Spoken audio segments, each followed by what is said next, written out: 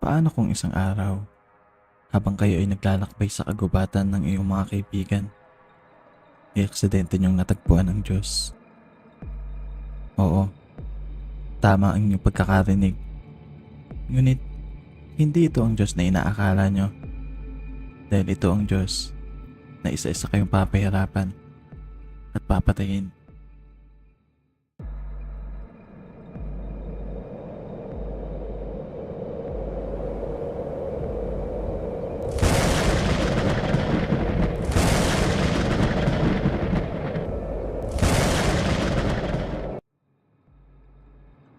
May mga pasaway ng senior high school sa paaralan na mangyari ito sa amin. Kami ay isang magulong grupo na halos hindi napansin ng klase at ginugugol ang karamihan ng oras sa pag-inom. Ako, si Jonathan, Mark, at Enzo ang naroon. Mga batang lakwatsero nga ang tawag sa amin. Tuwing weekend ay umaakit kami sa mga bundok upang maghanap ng lugar na pagpupwestuhan at mainuman ng buong araw. Hanggang ang lugar na pinagpupwestuhan namin ay makuha na ng iba. Naglakbay kami patawid ng bundok hanggang sa makahanap kami ng isang bakanteng pwesto malapit sa isang bukirin. Malapit ito sa isang abandonadong bukid at wala na masyadong nakatira sa lugar na to. Ang lugar ay tahimik at maraming kalat na malamang ay naiwan ng ibang campers. Ngunit napakaganda ng bukid at maraming espasyo upang makapaglaro. Bago bumaba ang araw, sinubukan namin maglaro ng football sa bukirin. Subalit, ang bukid pala ay napakadelikado dahil halos mabali ang paa ni Mark nung mahulog siya sa isang malambot na bahagi ng bukid na halos umabot sa kanyang binti at nag-iwan ng malubhang sugat. Noong unang gabi namin sa bukid nang matuklasan yon, tumakbo kami pabalik sa bukirin upang maglaro, subalit kami ay itinulak pabalik ng isang hindi nakikitang puwersa. Labis kami nagtaka sa naranasan namin na yon, kaya't sinubukan naming muli. At habang kami ay tumatakbo patungo sa gitna ng bukirin, si Enzo ay itinulak pabalik ng puwersa dahilan para siya ay matumba. Kung gaano kakalapit sa gitna, ay siya namang mas malakas ang puwersa ng pagtulak. Tila pinaliligiran nito ang bukirin sa lahat ng direksyon. At kahit saang pwesto ka pa dumaan, ay mahihirapan ka pa rin. Katulad ng pag-iwas ng mga magnet kapag inilapit mo ang magkasalungat na dulo sa isa't isa. Ganun ang pakiramdam niya. Ngunit, ang gabi na yun ay ang pinakamasayang gabi namin. Sinusubukan kasi namin kung gaano kalayo ang kaya naming marating. Sa aming kalisingan nga, tumatakbo kami ng napakabilis na tila ay hinahabol kami ng aso papunta sa puwersa. Subalit, itinutulak lang kami pabalik. Hindi kami nagsawang panuorin at tawanan ang mga lasing naming kaibigan tumalsik ng paulit-ulit habang sinusubukang banggain ang kung anumang pwersang iyon.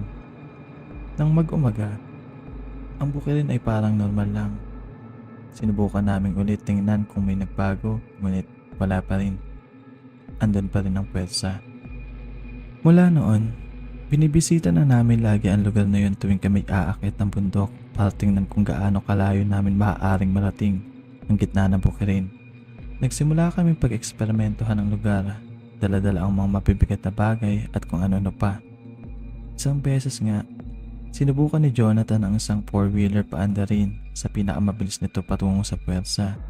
At walang kung ano-ano, ay natagpuan niya ang kanyang sarili sa emergency room noong gabi na yon. Sa totoo lang, sa kaloob-looban ko, ay mayroon kaming natuklasan na hindi namin dapat galawin.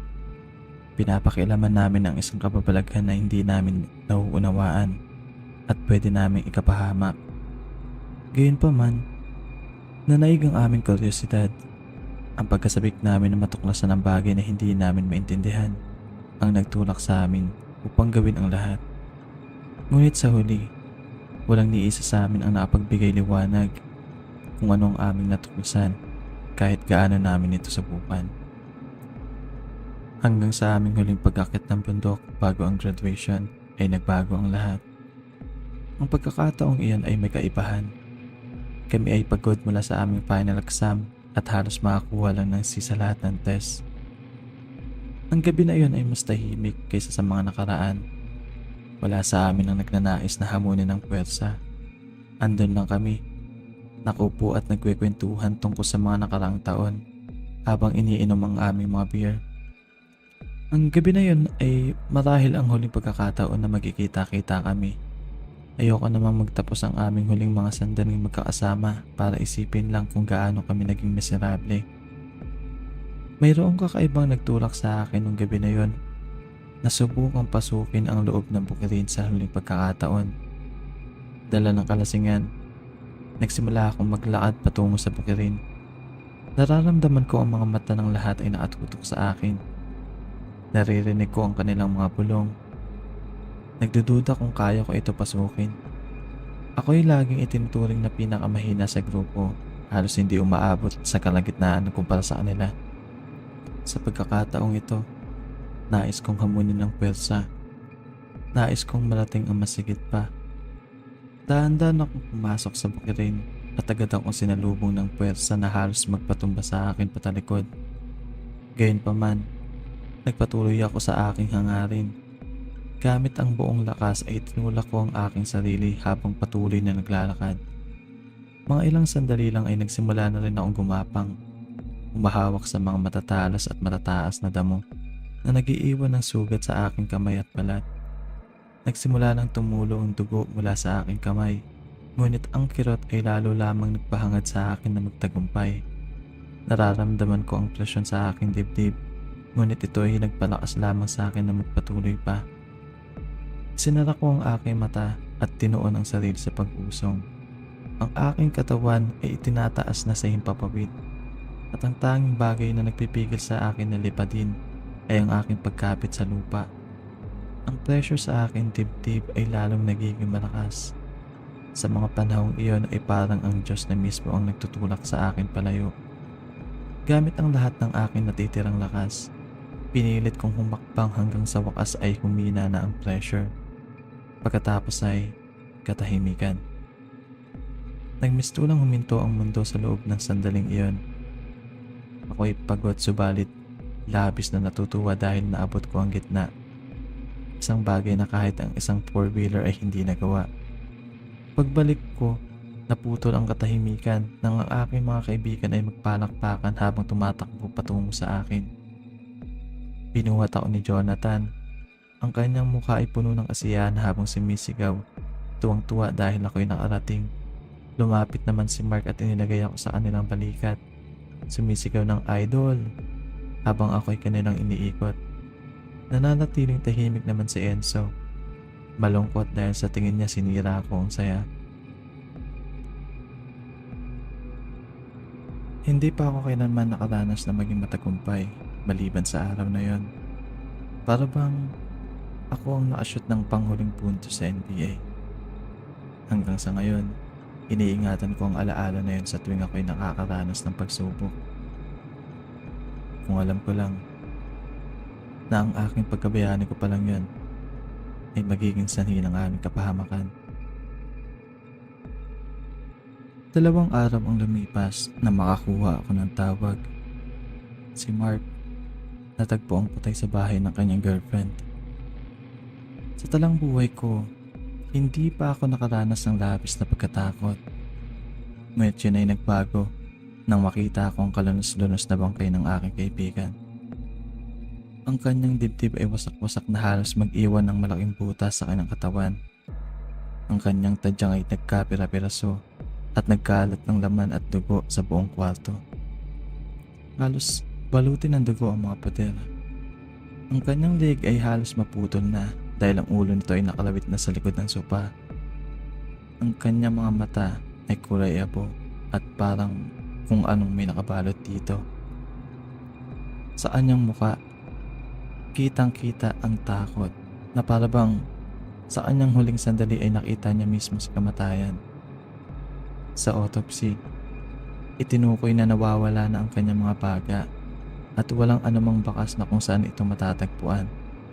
Para bang sa simula pa lang ay wala na ang kanyang mga baga.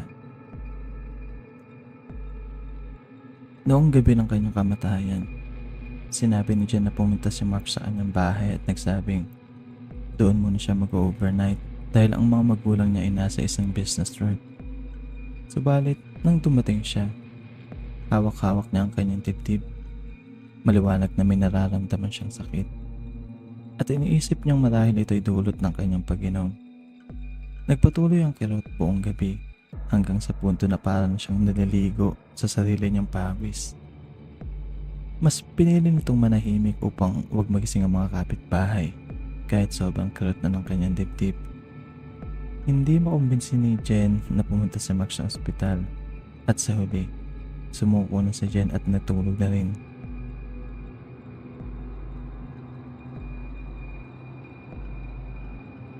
Sa gitna ng mahimbing na tulog ay napabalikwas si Jen dahil sa malakas na tunog ng pagputok.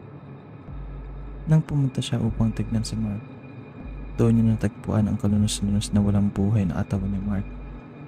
Ito ay tinukoy bilang homicide. Ngunit walang anumang ebidensya ng pagnanakaw. Kaya ang pangunahing suspect ay si Jen. Marahil ay nahatulan na siyang guilty kung hindi dahil sa pangalawang pangyayari. Kasunod ay si Enzo. Nangyari ito habang siya bumibili ng pinagbabawal na gamot mula sa kanyang supplier. Sinabi ng dealer na si Jack na si Enzo ay dumating ng late at hawak ang kanyang dibdib habang pumapasok. Siya ay maputla na parang multo at ang kanyang pawis ay halos umabot sa kanyang sahig. Minsan ay bigla siyang natutumba at parang nauuntog na walang dahilan na parang siya ay tinutulak pabalik. Sa huli, binigyan siya ni Jack ng isang yosi na akala niya makakatulong sa kanya na mag-relax. Nang kumuha si Enzo ng isang hit, nakita ni Jack na pumasok ang usok ngunit hindi ito lumabas. Pagkatapos ay bigla na lamang huminto si Enzo. Ang kanyang mga mata ay umikot-ikot habang siya ay napahiga na parang walang buhay sa sopa. Meron siyang ibinupulong na tanging siya lang ang nakakarinig. Lumapit si Jack at narinig ang salitang malamig ang kamay. Pagkatapos ay parang bomba. Ang kanyang dibdib ay nagkawatak-watak at ang mga dugo, lamang loob at buto ay tumalsik sa loob ng kwarto ni Jack. Kagaya ng pangyayari sa lugar ni Jen, ang buong kwarto ay nabalot ng dugo at mga parte ng katawan ni Enzo. Sa pangalawang kamatayan ni Enzo, alam na namin ni Jonathan na kung hindi kami gagawa ng hakbang, kami na ang susunod. Bumalik kami sa lokasyon ng Bukirin. Siguradong may hindi kami napansin. Isang bagay na hindi ko nakita noong gabi na yon. Nang dumating kami, inalala ko ang mga hakbang at kung paano ko naabot ang gitna. Pero wala. Wala akong kahit anong nakita. At bigla ko naalala na walang nabago magmula nung gabing yun. Nasugatan ako at nagdugo ito habang sinusubukan kong marating ang gitna. Hindi naman umulan sa loob ng ilang araw. Kung ganon, malamang ay andito pa ang natuyong dugo ng gabing yun. Sa abot ng aking makakaya, natagpuan ko ang lugar kung saan ako nagdugo at sinimulan kong hukayin. Sumama si Jonathan at pareho kami nagmadali sa paghukay hanggang sa aming mga kamay ay mamanhid. Ang lupa sa ilalim ay nagiging basa at mabigat. Sa pagpatuloy na paghuhukay, ang aming mga kamay ay nagsisimulang maging pula. Habang unti-unti naming natutuklasan na ang aming hinuhukay ay isang putik na kulay dugo. At ang sumunod na sandali ay mas marami ng dugo ang lumalabas kaysa sa lupa. Inilubog ko ang aking kamay at itinulak ang basang lupa hanggang sa may naramdaman akong bagay. Isang piraso ng laman sa ilalim ng lupa. Matigas at makinis. Nararamdaman kong ito'y bahagyapang gumagalaw. Ito ay humihinga na malalim at may ugong na may kasamang pagdaloy pababa ng dugo sa aking braso. Sa puntong iyon, mukhang natagpuan namin ang Diyos ng kagubatan at nagalit namin siya. Hindi galing sa langit ang puwersa, kundi ito'y hangin na nagmumula sa ilalim. Ito'y kanyang paghinga at sa aking pagsusumikap na hamunin ito, nanakaw ko ito sa kanya. Ngayon, kinukuha niya ang sa amin, parusa sa mga lumapastangan sa kanya. Bago ako makapagsalita, tiningnan ko si Jonathan at nakita ko ang takot sa kanyang mga mata habang hawak-hawak ang kanyang dibdib. Pinunas namin ang aming mga kamay sa damo at sinusubukan na alisin ang dugo bago kami mabilis na tumungo sa sasakyan. Habang ako ay nagmamaneho, sinabi niya sa akin na parang may kung anong kamay na naguhukay sa loob ng kanyang katawan. Sinusubukan niya pa itong itago sa akin. Ngunit kahit anumang gawin niyang pagpapanggap na ipakitang okay lang siya, ay kitang-kita ako na labos na siyang nasasaktan. Sa wakas at nakarating na kami sa pinakamalapit na ospital. Agad akong lumapit sa receptionist para pakiusapang kumuha ng doktor na titingin kay Jonathan. Nang makarating kami sa kwarto, nag-umpisa na siyang mamutla at ang kanyang mga mata ay umiikot pa itaas. Ilang sandali pa ay bigla siyang tumahimik at tumingala sa kisame ng emergency room at pagkatapos ay bigla siyang sumigaw na ang lahat ay aking kasalanan. Kung bakit kasi tinangka akong hamunin ang Diyos, dahilan para sumpain kaming lahat. Siya ay biglang tumalon mula sa kanyang kama at hinawakan ako. Kinalmot-kalmot ang aking dibdib na lubos kong kinagulat. Nang mga sandaling yun, kailangan siyang pigilan ng mga staff at itali sa kama upang makuha na ng doktor ang pagsusuri sa kanyang dibdib. Ang aking nakita ay nagdulot sa akin ng pagkamangha at takot. Sa pagsusuri, makikita ang mga hugis ng dalawang kamay na dahan-dahang umaakyat patungo sa mga baga ni Jonathan. Halos hindi ako makapaniwala sa nangyari dahil inaayos nila ang lamang loob ni Jonathan at itinutulak ang ibang mga organs palayo dito. Dahil ang mga kamay na nakita sa scan ay dahan-dahang umaakyat patungo sa gitna ng kanyang baga. At sa bawat pag-akyat ay siya namang pag-ungo ni Jonathan sa labis na sakit. Matapos ang ilang minuto ay nakarating na nga itong kamay sa baga ni Jonathan at biglang naging kulay abo si Jonathan habang ang kanyang mga mata ay nangitim. Tumingin siya sa akin at puno ng galit at pag-aalala at sinabing, "Malamig."